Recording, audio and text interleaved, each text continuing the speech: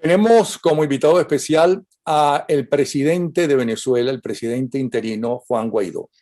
De hecho, es creo que el presidente que llegó a ese puesto más joven y cuando menos él lo pensaba. En eso se parece mucho a Maduro, porque Maduro creo que jamás pensó que pudiera llegar a ser presidente. No sé si Guaidó, aunque una vez me dijo Carlos Andrés Pérez, mire, yo estaré enfermo, pero los políticos siempre queremos llegar a la presidencia, no importa nuestra edad. Entonces, él dirá si allí cuando empezó su militancia política en La Guaira, si soñaba con ser presidente. Bienvenido, Juan Guaidó. Napoleón, muchas gracias por la entrevista y saludos a todos los que nos sintonizan o nos van a ver por esta vía. De joven, o de más joven, porque todavía no tienes los 40 años, y perdona que te tutee porque para mí eres un muchacho, por fortuna hoy tenemos un presidente joven, eh, pero en esa época en La Guaira, ¿pensabas llegar a ser presidente? Mira, mi aspiración era servir. Me estaba preparando y formando políticamente, gerencialmente, a través de mis estudios para poder ejercer a través de cargos públicos en el Parlamento Nacional, en una alcaldía, en la gobernación, incluso cuando aspiré a las primarias o incluso participamos luego en el 2015. Y bueno, mi plan de carrera, por decirlo de alguna manera, si queremos traspolarlo a cualquier carrera profesional, era, bueno, llegar a ser en algún momento presidente de la República si la oportunidad se presentaba. Mi plan de carrera de 20 años o 25 años aproximadamente, Napoleón, y como tú dices, las circunstancias se presentaron, asumimos una responsabilidad, entendimos los riesgos, incluso mi familia también, y estamos hoy ejerciendo este rol en pro de los venezolanos, en pro de precisamente rescatar nuestro país. Pero jamás creo que pensaste que ibas a llegar de la forma como llegaste y en Bueno, el momento más inoportuno para gobernar, para poder gobernar. Sí, sin duda nadie lo hubiese pensado de esa manera. Ningún escritor habría narrado una situación como lo que pasa en Venezuela y de nuevo, con las herramientas que tenemos a disposición, poder servir con lo mejor que podemos a Venezuela. Ahora bien, siento que estoy hablando o con el gran fracasado del siglo XX y principios del XXI o con el nuevo libertador de Venezuela, porque no es lo mismo enfrentarse a una dictadura como los adecos y los comunistas, por cierto, se enfrentaron fundamentalmente con Pérez Jiménez o con Gómez, antes los que se enfrentaron a Gómez, que con un gobierno narcoterrorista apoyado por las mayores dictaduras, por el ELN, el FLN y por los radicales musulmanes. Y sobre todo por grupos de narcotráfico a quienes se le han entregado el país. Es bien difícil y por eso digo que podría ser nuestro segundo libertador si se logra eso. Ahora bien, ¿por qué no se ha logrado hasta ahora acabar después de 3 años, ¿no? Con la narcotiranía? ¿Cuáles son las principales fallas o lo que ustedes fueron descubriendo que no era tan fácil como para los 3 puntos por los cuales todo el país te aplaudió cuando los expusiste? Enfrentamos a Napoleón, como tú bien lo narraste o lo describiste en la introducción de la pregunta, a una corporación criminal con vínculos con el terrorismo, con el narcotráfico, afianzados o arraigados en el aparato del Estado, hoy secuestrados, hoy usurpados, han generado y creado un paraestado, es decir, todo lo que tiene que ver con colectivos, todo lo que tiene que ver con, por ejemplo, los grupos irregulares, todo lo que tiene que ver incluso con el ecosistema que han creado de testaferros, uno de los más notorios hoy presos, como debe estar por haber los venezolanos en Miami. Nosotros somos políticos, nosotros somos demócratas en ese sentido y con las herramientas de la democracia hemos enfrentado una dictadura que tiene más corte de corporación criminal que incluso un totalitarismo, entre comillas, tradicional. Usan las mismas herramientas, la mentira, la confabulación, la conspiración, para dividir, para confundir, utilizan la mentira como arma fundamental, la censura, la tortura, la persecución política, están en la Corte Penal Internacional. Así que el adaptarnos, digamos, a enfrentar una corporación criminal con las herramientas que tiene hoy la Constitución venezolana y la democracia occidental, es decir, la comunidad internacional también tiene unas herramientas para enfrentar este tipo de dictaduras. Y debo decirlo también hoy, Napoleón, insuficientes. Es decir, por ejemplo, la Carta Interamericana de los Derechos Humanos. ¿Es suficiente para enfrentar hoy a Ortega, a Maduro o a Díaz-Canel? Creo que la respuesta es evidente, no lo es. Y no porque sea una mala carta, por cierto. Ahí están muy bien las premisas, está muy bien incluso la capacidad de acción, sino la disposición que tiene hoy el mundo occidental, las democracias del mundo, para hacer frente o para enfrentar a estos regímenes. Y lo digo además con absoluta solvencia porque hemos también estado buscando ayudar a nuestros hermanos de Nicaragua, en este caso Cuba.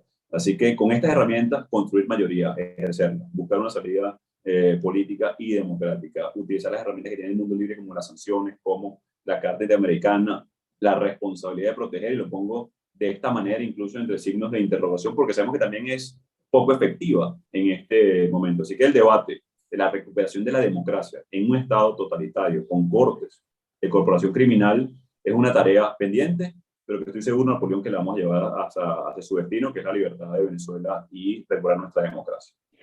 Por mucho que se le critique al gobierno interino, es muy difícil no reconocer el éxito de su trabajo internacional, de los logros internacionales, desde el apoyo de los Estados Unidos y con los Estados Unidos algunas de las o todas las democracias importantes y valiosas del mundo entero, como con los vecinos, con Colombia y con Brasil. Brasil y Colombia hasta ahora, porque vienen unas elecciones realmente muy reñidas.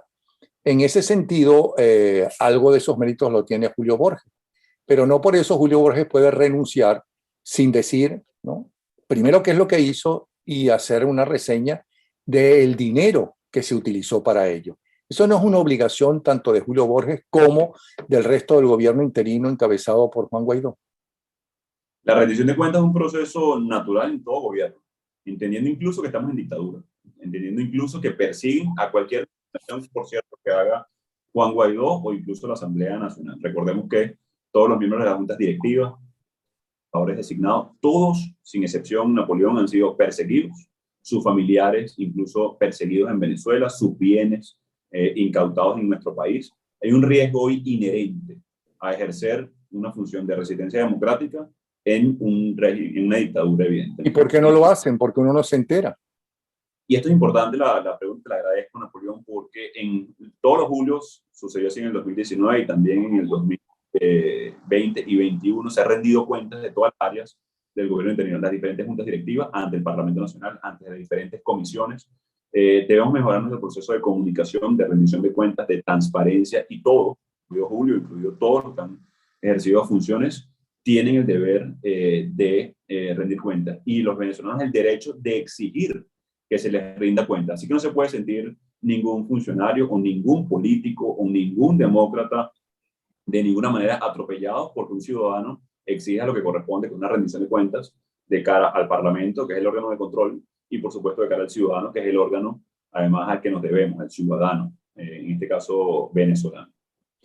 ¿Por qué la Asamblea Nacional te quitó poderes inconstitucionalmente? Bueno, hoy la Asamblea no me ha quitado ningún poder. Pero ¿cómo que no? Ahora ellos van a elegir unos funcionarios que son potestad del presidente de la República elegirlos, por ejemplo.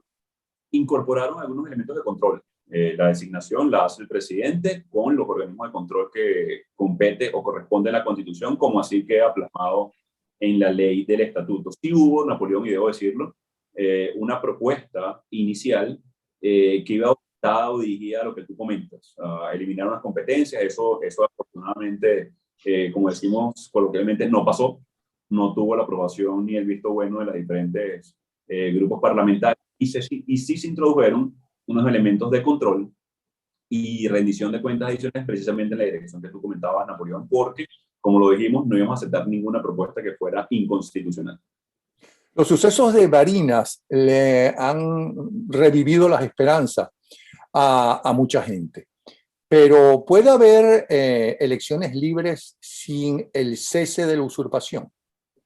Mira, tan complejo es que tuvimos que ganar 2 veces Barinas o arrebatarle 2 veces Barinas a la dictadura para que terminaran reconociendo lo que era evidente, que son minorías, que no tienen respaldo popular, que aún sin condiciones, que aún sin herramientas para poder hacer una campaña, llevar el mensaje a todos los rincones de Venezuela, la gente los desprecia.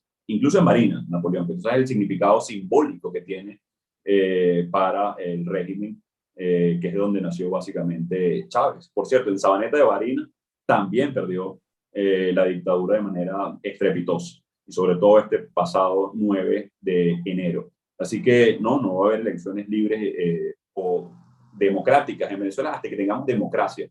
Ahora, lo que sí podemos tener en Venezuela, Napoleón, son activadores, movilizadores de la gente para poder organizarnos, para poder enfrentar al régimen, para poder arrebatarles espacios para defender la democracia y transformar uno de esos espacios en una solución al conflicto. Son cosas diferentes. Y de nuevo, tan es así que se tuvo que ganar 2 veces un mismo espacio y de manera muy disputada y de manera muy controversial para que reconociera en definitiva una dictadura. Ahora, hay que también ponerlo en perspectiva. La dictadura no va a querer entregar amablemente, por eso son una dictadura. Están señaladas por la Corte Penal Internacional. Por eso creo que tenemos que reunir todas las herramientas que tenemos a disposición para poder ejercer presión con la comunidad internacional, movilizarnos y organizarnos como lo hizo el pueblo de Barinas, lograr un acuerdo que genere condiciones competitivas y transformar un evento electoral en una posible solución al conflicto, generar garantías para todos los sectores en Venezuela, vincular de alguna manera a la fuerza nacional, que sabemos hoy son el último soporte del régimen de Maduro. Y yo creo que tenemos la posibilidad de hacerlo en el corto plazo. Hoy en la mañana hablaba con un amigo común y previamente había hablado con un amigo mío, pero no tuyo. Sobre el amigo común decía que lo de Barinas es un triunfo de Juan Guaidó y su gente y el gobierno interino, porque es un símbolo y que en política los símbolos son fundamentales. Es decir, se demostró que el pueblo barinés no quiere saber nada del chavismo.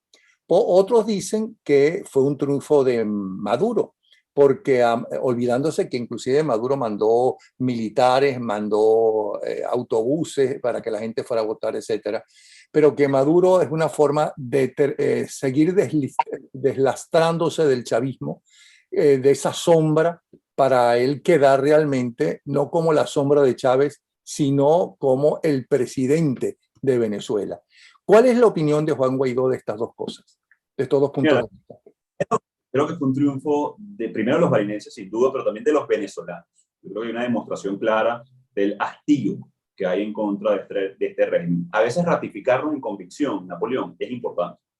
Saber y reconocernos mayoría es poderoso, renueva la esperanza, que es la que necesitamos. Sucedió así en el 2015, sucedió en el 2017, en el 2019.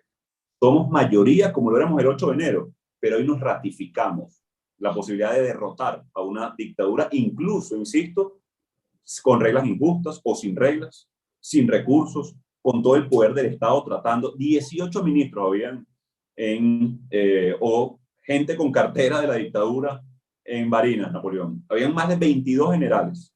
Habían 7 gobernadores del régimen chavista en la entidad. Y aún así no se doblegó el pueblo barinés. Yo creo que hay que hacer un reconocimiento a que se puede organizar y movilizar de cara a tener victorias tempranas con la gente. Ahora, creo que sería subestimar al pueblo de Venezuela, a los barinenses, o sobreestimar de alguna manera a Maduro, decir que se quiere deslastrar de los Chávez, cuando lo que sí hay en esa frase, Napoleón, es interesante, es una división entonces marcada de lo que significa hoy el PSV. Porque según esa visión, el chavismo o los Chávez van por un lado y Maduro por otro. Entonces ahí lo que esconde es una división en este momento clara o pública ya en este punto del régimen de Maduro. Así que yo creo que Este es un fracaso de Diosdado Cabello como jefe del PSUV y del régimen, pero otros piensan que todo está preparado para llegar a un revocatorio donde no se va a reconocer, según esta posición, que la pérdida del madurismo. Eso es muy interesante, porque entonces en esas dos visiones igual pierde Maduro, igual gana la democracia, se fortalece una opción de poder, de transición, de cambio en Venezuela, que es en definitiva lo que debemos construir. Así que de todas, creo que el gran derrotado de lo que sucedió el 9 de enero, sin duda alguna, es Nicolás Maduro. Se hablan muchas cosas. Yo he preguntado a varios amigos qué creen que Guaidó debería aclararle como presidente interino a la gente. a la mayoría, a la enorme mayoría, no solamente a la gente que lo sigue. Y estas son algunas de las preguntas, sin ánimo de polemizar. Por el contrario, quiero saber qué dice el presidente interino de nosotros los venezolanos de alguna de las acusaciones. Por ejemplo, ¿qué rol juegan en el gobierno interino su hermano Gustavo Guaidó y su primo Juan Víctor Salcedo? Ninguno. ¿Todas las acusaciones son falsas entonces y no hay prueba de ello? Miren, no solamente que son falsas. En mi caso, no hay ningún familiar que sea funcionario del gobierno interino. En este caso, es evidente lo que busca principalmente la dictadura, que es vilipendiar a mi familia, hoy lamentablemente en el exilio, perseguida por la dictadura. Incluso mi tío estuvo más de 200 días siendo torturado en el DGCIM, en la Dirección General de Contrainteligencia Militar, por ser mi tío. En este caso, mi familia perseguida, vilipendiada, y es parte de la estructura criminal de la dictadura, generar propaganda para relativizar lo que sucede en Venezuela. Miren, sí hay gente diferente en nuestro país, hay gente buena, gente que trabaja muy duro. Sí se puede hacer. Y no sería importante que usted exigiera, ¿no?, pruebas de lo que están diciendo, o llevarlo a una justicia, una especie de justicia o algo de eso, o exigir, ¿no?, que los investiguen. Mira, es que esto es muy sencillo, Napoleón, y te agradezco la pregunta, porque pocas veces me da tiempo de estar aclarando rumores, ¿no? Mi foco es salir de la dictadura, es lograr ejercer una poderosa mayoría que somos en Venezuela, y estar desmitiendo los rumores que genera la propia dictadura, simplemente para hacer daño a un proceso político, para que, insisto, para que relativizar. Si hay políticos honestos, si hay gente decente y luchando en Venezuela. Los que tienen 22 años destruyendo el país es la dictadura. Vincular a mi familia no solamente es bajo, sino es ruin, y es parte de lo que hace la dictadura. Oportunamente, en democracia, con Estado de Derecho, bueno, trataremos de resarcir los daños que le han hecho a mi familia, pero nuestro foco es salir de la dictadura, no estar respondiendo chismes que generan a través de la dictadura, a través de redes sociales, que pudiéramos hacerlo oportunamente, simplemente para la tranquilidad, sobre todo de los que nos acompañan y nos han seguido en este proceso. Guaidó, pero el problema es que tanto en las dictaduras como en las democracias, una de las cosas peores que hay es el de desprestigiar, ¿no?, al oponente. Y eso lo vemos no solamente en las dictaduras, lo vemos en la propia Venezuela, en la época democrática. Muchas veces se acusaba a algunos dirigentes de algo totalmente falso y ellos lo dejaban pasar, ¿no? Y resulta que esos que acusaban de ladrón, algunos de ellos que acusaban de ladrones, murieron pobres, por ejemplo. Lo mismo está sucediendo en otros países, en los Estados Unidos está sucediendo. Yo sí creo que eso afecta, y por eso es que lo hacen, el prestigio y el liderazgo tanto en las democracias como algo más grave en las dictaduras. Otra pregunta que me dicen que le hiciera es, ¿qué resultado dieron? Ya le trato de usted y todo por el tipo de pregunta. Pero bueno, ¿qué resultado dieron las investigaciones que usted prometió en su momento con el dinero destinado a la ayuda de los militares en Cúcuta? Bueno, eso lo logró Transparencia Internacional, por cierto. Rindió el informe a los venezolanos. Lo primero que dijeron fue que se diferenció lo que era ayuda humanitaria a dinero destinado a apoyar a los militares en Cúcuta. Eran dos cosas totalmente distintas. Las buscaron mezclar precisamente por la que hablábamos anteriormente, para confundir. No solamente lo dijo Elliot Abrams, no solamente lo dijo USA, no solamente el gobierno de los Estados Unidos. Recientemente nos dieron un reconocimiento por la lucha en contra de la corrupción, por cierto, por parte de los Estados Unidos, que no tenía nada que ver.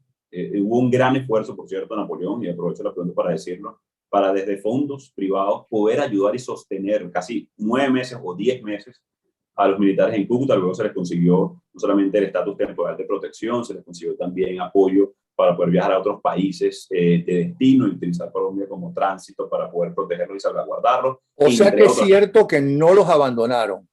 Y no solamente que no los abandonamos, que durante más de 10 meses apoyando directamente a esos funcionarios militares, sino también que esta ONG, Transparencia, dijo claramente que no tenía nada que ver lo que es ayuda humanitaria con los aportes directos que se consiguieron para poder apoyar y soportar a este grupo de militares patriotas que apoyaron la Constitución y la siguen apoyando en su mayoría. Muchos de ellos fueron acogidos en su parte por ACNUR, cosa que agradecemos también. Muchos otros los ayudamos directamente, y esto ha sido parte de la campaña nuevamente de la dictadura para tratar de relativizar. Y utilizo mucho esta palabra, Napoleón, y es importante. Hannah Arendt, por ejemplo, hablaba de banalizar el mal, ¿no? La dictadura busca precisamente relativizar para normalizar situaciones o simplemente tratar de trasladar la responsabilidad. No, señalamos directamente a la dictadura, y en este caso la ventana para poder seguir abonando en la verdad y la alternativa democrática. ¿Cuánto gana el presidente encargado y de dónde provienen los fondos de su salario, si lo tiene, y de sus gastos operativos? Mira, hoy cero. Mi sueldo viene de ser diputado, o mi sustento en este caso, y un gran esfuerzo para poder lograr, por ejemplo, vehículos de seguridad. Mi vehículo tiene 7 disparos, Napoleón. Mi bebé de 4 años pregunta: papá, ¿por qué está rota la ventana? Y le tengo que explicar. Me siento a veces en la famosa película La vida es bella, ¿no? Explicándole por qué están rotas las ventanas del vehículo. Son aportes que buscamos, producto de que hay que buscar ciertos mecanismos operativos para, por lo menos, hacer los riesgos menos peligrosos, no solamente para mí, sino también para mi familia. La verdad que muy poca gente habla de la valentía que usted tiene día a día, porque el gobierno francés, que siempre hablan del gobierno francés en el exilio, efectivamente estaba en el exilio cuando los nazis se apoderan de Francia, pero el gobierno interino, en el caso suyo y de los diputados, pues están en Venezuela, caminando por esas calles y con los riesgos que eso implica, no necesariamente porque el narcorrégimen quiera asesinarlo o matarlo, que es muy probable que en algún momento lo intenten, sino como hizo Fidel Castro con la gente que sobre todo al principio, podía quitarle el poder o el prestigio, sino algún loco de estos que siempre aparecen en todas partes del mundo, no solamente en Venezuela, fanático. Ahí está el enemigo del país, el vendepatria, el no sé qué. Juan Guaidó, hay que pegarle un tiro. Mira, por lo menos en mi caso, sin contar además el de los diputados y el de nuestros equipos, mis 4 jefes de despacho, Napoleón, como tú sabes, Roberto Marrero preso casi 600 días, en los otros 2 en el exilio, y el actual en clandestinidad porque tiene orden de captura por parte de la dictadura. 26 miembros de nuestro equipo en el exilio, simplemente por ser parte de nuestro entorno cercano. Mi familia en el exilio. Diputados continúan presos en este caso. El caso de Roland Carreño, por ejemplo, continúa secuestrado por dictadura, asesinado Fernando Albán, asesinado Pipo, Edmundo Rada, dirigente de Petare, por cierto, lo asesinó el FAES por estar cercano a nosotros. Eso es parte de los riesgos del día a día, parte de los riesgos que hemos enfrentado, que asumimos, que estamos expuestos todos los días, que lamentablemente mi vehículo, y tengo que explicarle de nuevo a mi hija de 4 años, a Miranda, porque están rotos los vidrios, es decir, porque tienen impactos de balas. Me preguntan cuando la vamos a llevar, tengo la oportunidad de llevarlo al maternal, ¿por qué no están siguiendo carros? Y tengo que explicarle por qué eso sucede todos los días. Y es parte de enfrentar una dictadura. Lo asumimos así, pero y combinando esto con la pregunta de mi familia, Napoleón, yo decidí ser político, yo decidí asumir los riesgos, mi familia no. Con mi familia vinieron esos riesgos, lamentablemente, y se han tenido que adaptar rápidamente a poder tener que responder públicamente el vilipendio, a poder tener que responder los ataques de una dictadura. Y mira, les reconozco el aguante, les reconozco la integridad con la que han llevado este duro proceso, porque de nuevo, y ya lo decía el informe de la ONU, por cierto, el Sippenhaft, ¿no? La tortura colectiva, y eso lo han aplicado de manera muy macabra. El que lo sufrió en primera persona y de manera más dura fue mi tío, con torturas en el DGCIN. Por cierto, estaba en la celda al lado de Demóstenes Quijada, uno de mi equipo también que estuvo preso en el DGCIN, y él escuchaba además cómo torturaban a Demóstenes y viceversa, cómo lo colgaron de los brazos el primer día, y lo golpearon, le taparon una bolsa para preguntarle dónde estaba el jefe de despacho ubicado, y lo amenazaron hasta este punto, Napoleón. Dime dónde está Luis Somasa. No, no te voy a decir, no lo sé. Tengo a tu hijo allá afuera. Si no me lo dices ya, lo vamos a golpear también. Demóstenes se quedó paralizado, Napoleón. A los 3 segundos reaccionó y dijo, no, no, tú no tienes a mi hijo. Y Demóstenes cuenta que le empezaron a golpear más duro. Y cuando lo empezaron a golpear más duro, guindado de los brazos, Napoleón, Demóstenes dice que sintió calma, porque sabía que no tenían a su hijo secuestrado también. Y bueno, eso es parte de lo que nos toca vivir en dictadura y lo enfrentamos con entereza, porque el objetivo es todo nuestro país.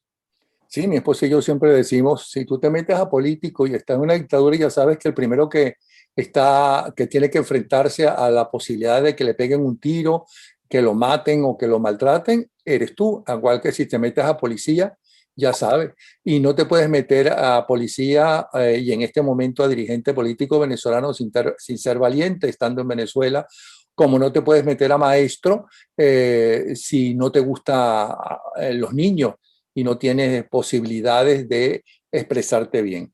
Pero yo iba la pregunta anterior era para entrar en la parte de la familia. ¿Por qué tu esposa y tus hijos tienen que estar viviendo en Venezuela?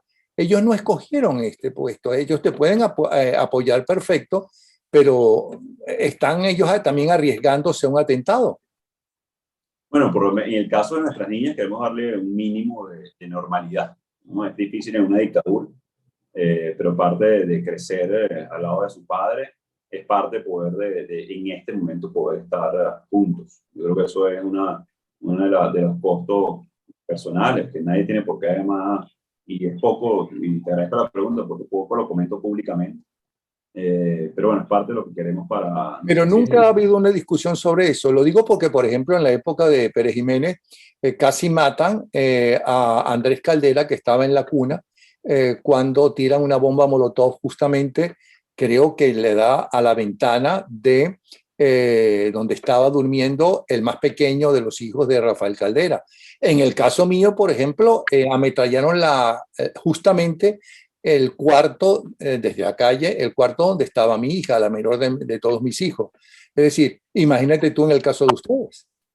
Es una discusión constante en el seno familiar, sin duda, pero lo que ha prelado es la necesidad de criar a nuestras hijas con las mejores herramientas que tenemos a disposición y sobre todo pensando en ellas y en Venezuela, ¿no? Yo quiero que mis hijas crezcan en Venezuela y creo que también es un motivador adicional por lograr una definitiva resolución de este conflicto. ¿Cuál es el mayor golpe que has recibido, que has sentido? Y si quieres también la mayor sorpresa que has sentido en estos 3 años o desde que te has metido en la política. Porque una cosa es ser un dirigente político de Vargas, ¿no? Un dirigente político medio, un dirigente político nacional y al presidente de la República. Todos los adulantes que se ganan alrededor, que uno nunca sabe si hasta que uno pierde el poder, cuáles son sus verdaderos amigos, y sobre todo la cantidad de enemigos que uno recibe dentro del círculo con el que uno trabaja. Por eso te pregunto, ya hablando del ser humano, no del presidente de la República, que es humano, sino de este muchacho que todavía no tiene 40 años, muchacho para mí que se llama Juan Guaidó. Mira, han sido muchos momentos duros. Recuerdo hoy, del mundo rada de tipo. Yo estaba en mi oficina, en ese momento teníamos oficina. Hoy, algo adicional, todas nuestras oficinas las allanaron, robaron nuestras oficinas. Hemos tenido que estar incluso itinerantes para evitar precisamente que la dictadura robe, allane o persiga a la gente que trabaja con nosotros.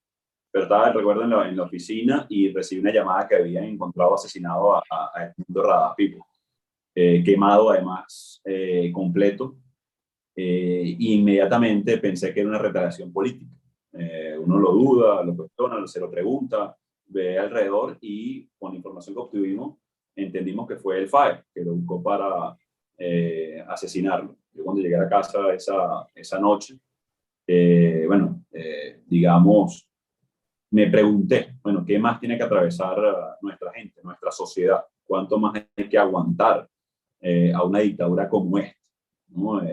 Es muy duro hablar con su familia, verle a la cara, el rostro de sus hermanos, pero eso nos ha pasado lamentablemente y tristemente en muchas ocasiones, desde el 2017 y antes, incluso cuando asesinaron a nuestros compañeros de lucha en la calle. Es muy doloroso entender que el sacrificio de todos ellos no puede ni va a ser en vano. Yo creo que uno nunca quiere enterrar a un amigo, y mucho menos en el ejercicio de la lucha, en el ejercicio de lo que estamos haciendo. En el momento que asesinaron casi en vivo a Oscar Pérez, eso fue iniciando un año legislativo también muy duro, el haber estado ahí con los diputados exigiendo, reclamando su cuerpo para que su familia lo pudiera velar en paz, con tranquilidad. Esto es muy duro al enfrentar a una dictadura. Uno escucha los testimonios una y otra vez de las víctimas y por eso, hablando de sorpresas, Napoleón, cuando uno escucha a Karim Khan desde Venezuela diciendo que se va a abrir un juicio, uno siente y respira que no es en vano la lucha, que a pesar de que ha tardado mucho más de lo que todos queremos, que puede y que va a haber justicia, y no por revancha, sino porque no se repita más, que ninguna familia venezolana tenga que ver a sus hijos asesinados por luchar por lo que cree, tampoco caminando por las fronteras de Venezuela buscando oportunidades. Evidentemente, esto nos compromete más, esto nos impulsa a seguir, porque no puede ser en vano la lucha de tantos venezolanos. ¿Recuerdas qué edad tenías, por qué, y si quieres, por quién sentiste por primera vez traicionado? Mira, la verdad no lo recuerdo. Estábamos seguramente haciendo política, pero a nivel personal, a veces también eso sucede en la vida cotidiana. Pero como digo yo, Napoleón, incluso nuestro Señor Jesucristo lo traicionaron, porque se sentaron en su mesa, lo vendieron por unas monedas, es parte del proceso humano. Evidentemente para mí la lealtad, para mí el honor, son palabras muy importantes. Probablemente lo aprendí de mis abuelos, y creo que eso uno tiene que siempre cumplir y rendir a la palabra. Así que siempre es un proceso duro, difícil, pero hay que sobreponerse y seguir. ¿No te molesta que te insulten? Mira, esto es interesante porque, como tú decías al principio, el cargo, no Juan Guaidó, el cargo viene en ocasiones con aduladores o también con insultadores, por llamarlo de alguna manera. Y cuando uno está expuesto al oficio público, cuando uno desempeña un cargo, yo siento que esos insultos, Napoleón, y esas adulaciones, entre comillas, son al cargo. Al final del día, Juan Guaidó hoy representa una silla disputada, que es la del Parlamento Nacional y la de presidencia encargada y disputada porque estamos en dictadura, estamos buscando arrebatarle el poder a una dictadura que no se va a dejar alegremente, y tenemos que dar todas las herramientas para poder lograr la democracia en Venezuela. Así que incluso esa frustración que siente el venezolano por no haber logrado la meta que todos queremos, que sentir que estamos a punto ya de lograr la transición, el cambio, y otra vez parecemos sentir o tener retroceso. Bueno, eso también hay que entenderlo. Y eso hay que entender lo que viene tanto con el cargo como con el desempeño en él. Así que lo que debemos hacer es escuchar la crítica sana, analizarla, ver dónde nos hemos equivocado y avanzar. ¿Por qué crees que hay tanta gente que quiere ocupar tu puesto en este momento? Cosa que yo no te envidio absolutamente para nada. ¿Ok? Pero así todo, o sea, tú eres un presidente interino, pero sin militares, con una Asamblea Nacional que muchos dicen que en este momento no es legítima. ¿Y cómo se llama? Y ahí está, recibiendo todas las críticas, ¿no? Teniendo todas las presiones habidas y por haber, no solamente del narcorrégimen, no solamente de los políticos que no están de acuerdo contigo, sino de tus mismos compañeros, muchos de ellos que quieren ese cargo.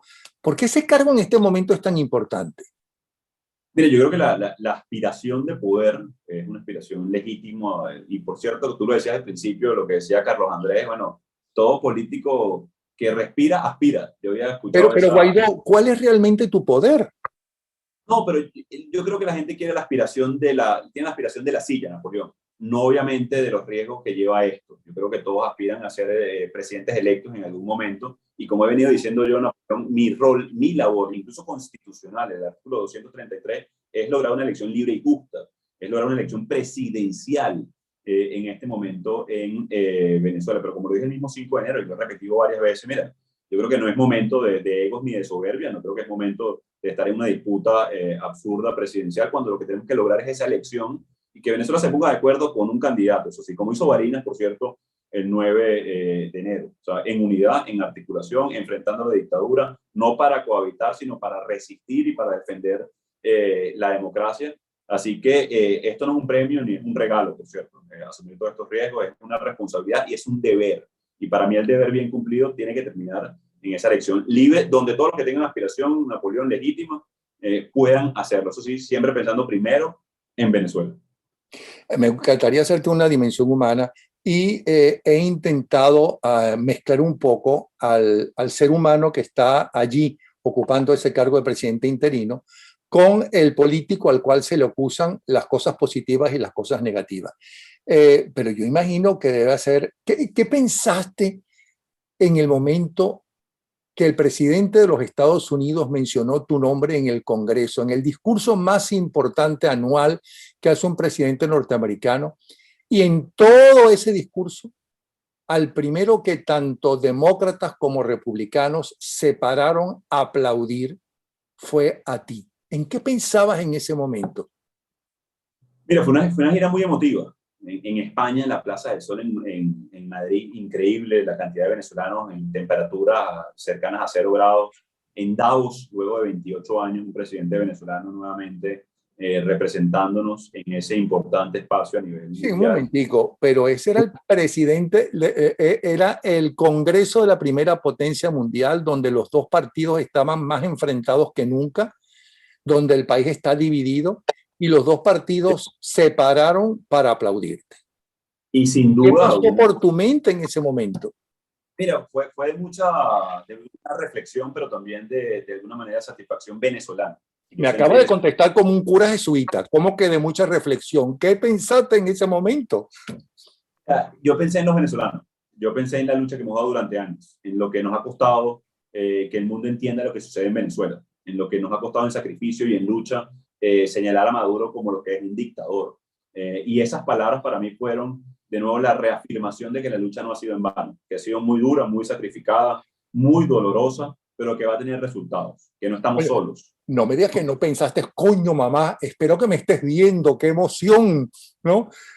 Y pensaste en tu esposa, estarán viendo mis hijos esto que están viendo y estarán comprendiendo lo que está pasando. Nada de eso pasó por tu mente, sino me vas a decir que estabas pensando en los venezolanos, bla, bla, bla, bla, en el momento en que ese ser humano, ¿no? Perseguido en su país, vilipendiado por unos, apoyado por otros, ¿no? Lo estaba aplaudiendo todo el poder de la primera potencia mundial. Te confieso que primero dije, wow, ¿no? O sea, lo dije en una expresión mucho más coloquial, pero te confieso que sí pensé en lo que costó llegar ahí, no a Juan Guaidó.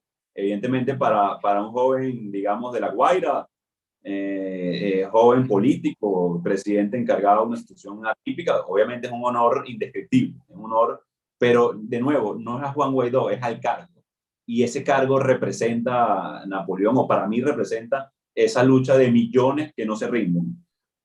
Y pensé de verdad en todo lo que ha costado el simple reconocimiento de la lucha, de la constitución, de no reconocer a Maduro, de insistir hasta lograr una solución, de lo que hace falta, de los errores que hemos cometido. Fue un momento obviamente increíble, el respaldo unánime. Y no pensaste en chúpate esa, Leopoldo López, chúpate esa, Capriles, No, chúpate esa, ¿no?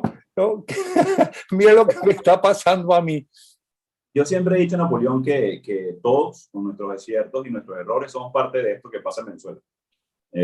Todos, corresponsables. Obviamente el liderazgo tiene una responsabilidad mayor y lo han asumido, como tú lo decías, el que se mete a político, el que se mete a profesor, el que se mete a bombero, debe lidiar con lo que decide. Pero todos de una manera u otra hemos construido o desajustado en su momento en este caso. Para mí fue de nuevo, vi mi trayectoria política, pero también la del país en los últimos 10 años, 15 años, ¿no? Y dije, imagínate todo lo que ha costado para que reconozcan a Maduro como lo que es. Y lo voy a poner en perspectiva. Imagínate hoy, el pueblo de Nicaragua, Napoleón, lo que quiere también es reconocimiento, es que señalen a Ortega como un dictador, y todavía hay gente que lo duda. Entonces, yo creo que eso no podemos perderlo, y esto tiene que terminar solamente en democracia, tiene que terminar solo en una... Volviendo a la política nacional y ya lo de Varina, ustedes están claros que reconocer que el CNE le dio el triunfo al candidato a la oposición, por cierto, un ADECO, la máxima autoridad ADECA en Varina. O sea que eso que dijo Chávez, no regresarán, bueno, a los primeros que regresaron fue nada menos que a Varina. Sabes que reconocer eso significa reconocer en el fondo el gobierno de Maduro y que las elecciones hasta ahora los resultados eran legítimos a pesar de las trampas. Mira, yo creo que a nadie se le ocurre hoy decir que Maduro no es otra cosa que un dictador. Yo creo que no hay un reconocimiento ni siquiera implícito. Y tanto es así que, de nuevo, Napoleón, tuvimos que ganar 2 veces una misma entidad federal para que la dictadura reconociera lo que es evidente, que son minorías.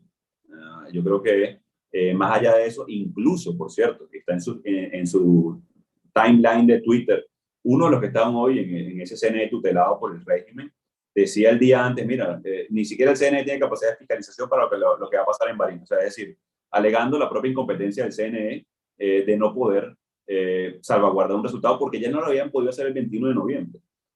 Entonces, aquí lo que sí debemos reconocer, Napoleón, es que hay una dictadura, es que tenemos que organizarnos, que no podemos quedarnos esperando, sino que tenemos que movilizarnos al interno. Y algo importante, insisto, o sea, la ratificación de que somos mayoría, ¿verdad? De que podemos ejercerla, de que hay riesgos, sin duda alguna, de que no hay una ruta infalible. Bueno, hay que poner todo en la calle e ir por eso. Así que aquí el reconocimiento es claro, Maduro es un dictador, lamentablemente las instituciones están secuestradas, porque si no estuvieran secuestrados, no repiten el proceso en Barinas, porque si no estuvieran secuestradas, aquí tuviéramos un Estado de Derecho, hubiésemos tenido elecciones libres en el 2018 y habría alternabilidad en Venezuela. Eso lamentablemente no está y nos toca configurarnos y luchar en contra de eso. Preguntas que me piden que te haga. ¿Qué rol juegan los empresarios Leonel Salaverría y Eduardo Rodríguez en el gobierno interino? No sé quiénes son. ¿Por qué se sigue apoyando a Freddy Superlano a pesar del escándalo en que se vio involucrado en Cúcuta? Mira, el escándalo en que se vio Freddy Superlano fue víctima de un intento de asesinato. Afortunadamente sobrevivió, cosa que no hizo su primo, por cierto. Su primo murió el día que le drogaron a Freddy Superlano y asesinaron a su primo. Esa investigación está hoy, por cierto, en la Fiscalía colombiana y no han dado con quién los asesinaron. Y tal es así, Napoleón, que hemos consumido la propaganda de la dictadura, que el lugar donde aparecen las supuestas fotos de Freddy Superlano y su primo era un restaurante familiar que cualquiera puede ir hoy en Cúcuta a ese restaurante. Ahí drogaron a Freddy Superlano para intentar asesinarlo. Y hemos durante estos 2 años simplemente retroalimentado esa mala narrativa chavista, que por cierto, a los familiares del primo de Freddy, una vez más nuestro sentido pésame que lo asesinaron ese lamentable día. Eso sería la misma respuesta que me harías cuando la gente dice, bueno, ¿y qué pasó con la investigación con Monómero? Que eso le corresponde al ser una empresa también colombiana y ser en territorio colombiano a las autoridades colombianas investigarlo. Bueno, está investigándose, de hecho, está Super Sociedades y pedimos que sea así para que pueda llegar hasta las últimas de sus consecuencias. Napoleón, yo estoy aquí en Venezuela, digamos, en la primera línea de defensa de la democracia a conquistar en nuestro país porque estamos en dictadura. Cualquiera que se aproveche de la designación de un cargo del gobierno interino, mientras estamos aquí luchando por la democracia, debe ser sancionado severamente, severamente. Por eso Super Sociedades hoy está y sigue investigando, pero no solo eso, la Asamblea Nacional, el decreto que emití de reestructuración, de auditoría internacional, de rendición de cuentas, de nuevo, y repito esto con bastante asertividad, el que se aproveche de su cargo, sea cual sea, a título personal, en detrimento de la lucha de todos los venezolanos, hoy, mañana o en el momento que reprobemos la democracia, debe ser sancionado severamente. Y esperemos que rinda frutos muy pronto, tanto la investigación independiente que lleva el gobierno colombiano como también la que emprendió el Parlamento Nacional en sustitución, en remoción de sus funcionarios y también de auditoría internacional. Supongo que siempre que muestren, no basta con acusar, sino que se lleven pruebas exactamente de lo que acusaciones que se están dando. Lo digo porque sé que en el gobierno de Luis Herrera, cada vez que acusaban a alguien, ya sea por la prensa, la radio, la televisión o el Congreso Nacional, él mandaba a investigarlo. Ahora, de que una vez investigado no había en la mayoría de los casos ningún documento probatorio, no los iba a destituir por eso. Cuando lo había, los destituyó. Supongo que en el caso de ustedes era lo mismo. Sin duda, y creo que hay que ir más allá. Creo que esto es incluso una situación mucho más delicada. Hay que no solamente decirlo, sino demostrar que una nueva Venezuela es posible. No lo que nos ha traído hasta los últimos 22 años, y por lo cual incluso el mismo Chávez socavó las bases de la democracia ya hace más de 22 años en el caso de nuestro país. Y voy de nuevo más allá. La investigación debe llevar al último de sus consecuencias, porque mientras estamos aquí, como decimos en Venezuela, echando el resto, defendiendo la democracia, asumiendo los riesgos contra la democracia, no podemos permitir que uno, dos o tres o los que sean, de llegarse a demostrar, dañen la lucha de todo un país. ¿Qué tienes que decirle a Caldera, o te gustaría decir a Caldera, a Calderón, a Iván, a María Corina Machado? Bueno, hablo con muchos ¿Cómo? de ellos. Hablo constantemente con muchos de ellos, Napoleón. Yo creo que parte de mi rol también es buscar articular a mayor cantidad para enfrentar al régimen. No podemos seguir nosotros en una sola visión. Yo creo que hay que incorporar a la mayor cantidad de los que están y siguen, por cierto, luchando en contra de la dictadura. Sé que hablas con Calderón porque se lo saqué sin que él quisiera, pero no sé si con María Corina o con las demás personas que ustedes mismos eligieron y que renunciaron. Mira, varía la frecuencia, pero mantengo contacto con la mayor cantidad de todos los que están aportando y seguirán aportando en la lucha por recuperar la democracia en nuestro país. ¿Por qué crees que si no se está peleando en un gobierno democrático por una silla en Miraflores y 4 años de gobierno, eh, sino contra una narcodictadura, no hay más unión en la oposición? Hay momentos de momentos. Yo creo que hemos tenido momentos estelares, en el caso electoralmente hablando, como en el 2015, cuando 2/3 ganamos el Parlamento de manera casi increíble.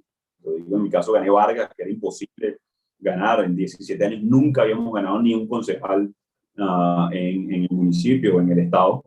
Hemos tenido momentos de lucha intensa de calle, como el caso del 2017. Hemos tenido momentos de mucha unidad de propósito, como el 2019, cuando asumimos la Constitución, me juramenté como presidente encargado y generamos este momento de lucha en Venezuela, por cierto, atípico en el mundo, Napoleón. Como tú hacías referencia, en Francia era un gobierno en el exilio, en muchos otros países, incluso hoy el caso de Bielorrusia, en el caso de Svetlana, pero hemos también cometido errores. Yo creo que este momento amerita mucho más por el país. Yo creo que de nuevo el ejemplo reciente de Barinas con desprendimiento, con mucha entereza, puede ser uno de los ejemplos de lo que pasó en el 2015, pero aún así la unidad no es suficiente, Napoleón. Es requisito, y ojo con eso, es requisito. Sin eso se hace mucho más cuesta arriba enfrentar una dictadura de estas características.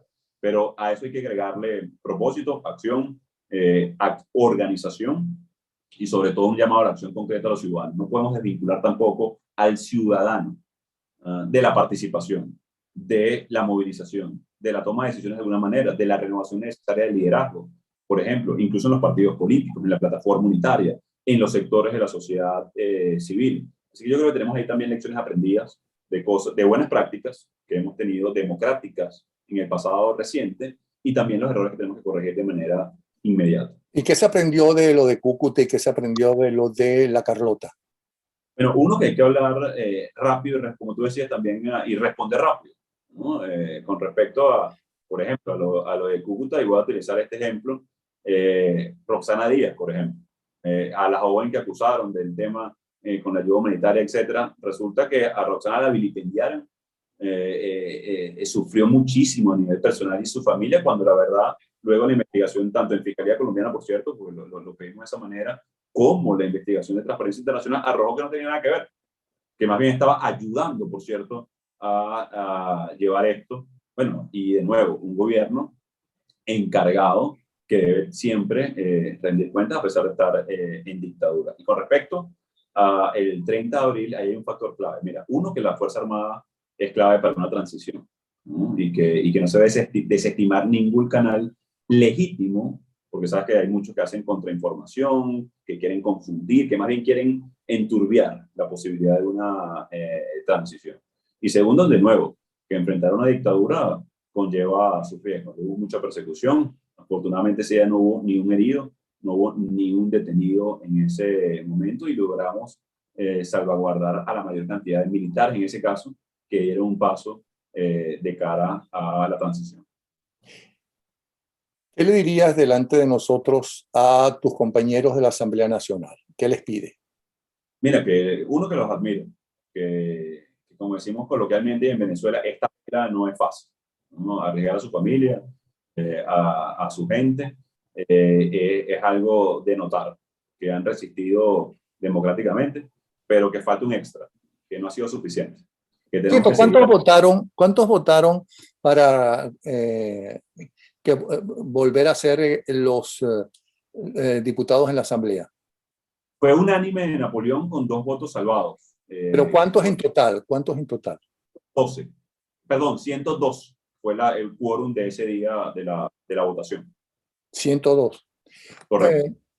Un excelente profesor universitario y autoridad universitaria me pidió que te dijera que si no se le pueden, si el gobierno interino de los recursos que recibe, por ejemplo, de los Estados Unidos, no puede dar una parte para tanto los hospitales, especialmente los que podrían salvarle porque se están muriendo los niños, como el Hospital JM de Los Ríos, o a las universidades más importantes. Mira, el 75% el único fondo que ha tocado la Asamblea Nacional fueron 80 millones que se aprobaron en febrero del 2020, que se llamó el Fondo de Liberación y una casa de riesgo vital. De esos fondos se han utilizado 50 millones, que el 75 u 80% ha sido precisamente para esa materia, Napoleón. El primero fue el bono Héroes de la Salud, que fueron 65.000 familias, principalmente enfermeras, enfermeros, doctores, doctoras, residentes, camilleros, que trabajan en el área de salud para atender la crisis de la pandemia. Entonces se emitieron aproximadamente, y si no me equivoco, alrededor de 20 millones de dólares en ese fondo. Fueron más de 15 para donar a la Cruz Roja y a la OPS para atender la pandemia. Fueron aproximadamente 5, si no me equivoco, para casos de riesgo vital. Han habido más de 6 trasplantes, centenares de atención directa para salvar vidas, pero es insuficiente, es absolutamente insuficiente. Nos encantaría ampliar eso a los profesores, por ejemplo.